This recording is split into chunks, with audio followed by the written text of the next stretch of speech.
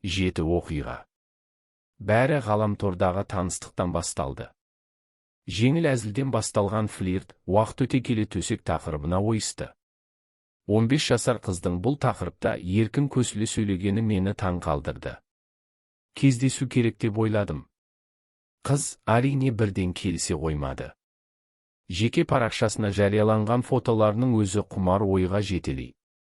Ал өзі бірден келісе кетпегені түсінікті. Бір аптаның ішінде Камасутраны қайта жазып шықты. Талай позаны талқылап, талай әдісті кесідік. Әйтеуір кездесетін болдық. Уәделескен жерге әдейі кешігіп жеттім. Көп күттірмей қыз да келді. Фотодан сәл өзгеше сияқты. Орта бойлы, толықша келген қыз екен. Қолаң шашын жарасымды етіп өріп алыпты. Үстіне еңіл кофта, бұтында жабысқан қара түсті джинсы. Биік каблук киіп ересектеу көрінуге тырысатыны білінеді. Бояну өнерін әлі де болса, жетік меңгере қоймаған екен. Еріне жаққан тым ашық түсті далабы, оның сабырсыз мінезіне сай келіп тұрды. Әңгімені көлік ішінде бастадық. Түс кез екенін ескертіп, тамақ ішуді ұсынып едім, бас тартты. Одан да бәрін жалдаған пәтерге жеткізуді ұйғардық. Алдын ала дайындық бойынша ішіп жейтін ұсақ түйек заттар алынды. 2-3 шөлмек сыраны да ұмытқан жоқпын. Жол бойы әншейінде ғаламторда менімен еркін сөйлескен қыз аздап қысылып келді. Бірақ ойнақы әзілімен жеңіл мінезі ешқайда кетпеген. Пәтерге сызылып әрең кірді. Майысып отырды. Сызылтып сыра ішілді. Өзімді сәл еркін сезініп, қимылым ширақ бола түскендей. Қыздың да ақша жүзіне қызыл жүгірді. Ашыла күліп еркін сый бастады. Жас қызды шошытып алмайын дегендей жеңіл қол жүгіртуден бастадым. Әр сүйісу мен қимылынан әлі де болса шик екені аңғарылып тұрды.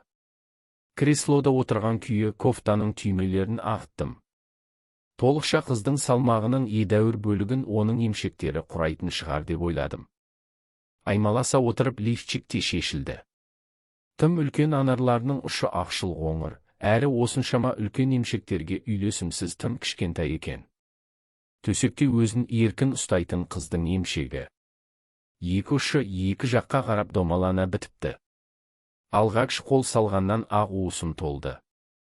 Жұмсақ екен. Қолымның әр қимылынан балқи түсіп, білегімді сипалай берді. Алғашқы жанасу сол креслоның үстінде өтті. Қыды кең талтайта, бұтын кең аша тықтым. Тар екен.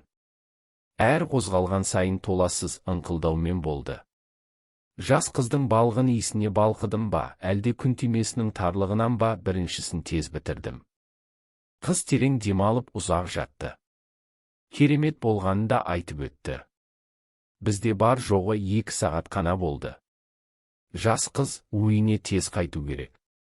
Сол себепті де қызды ішімен жатқызып, ыңқылдата итерген уақыт тез өтіп кетті. Кетер кезде мені үшінші жігіт екенінде айтуды ұмытпады.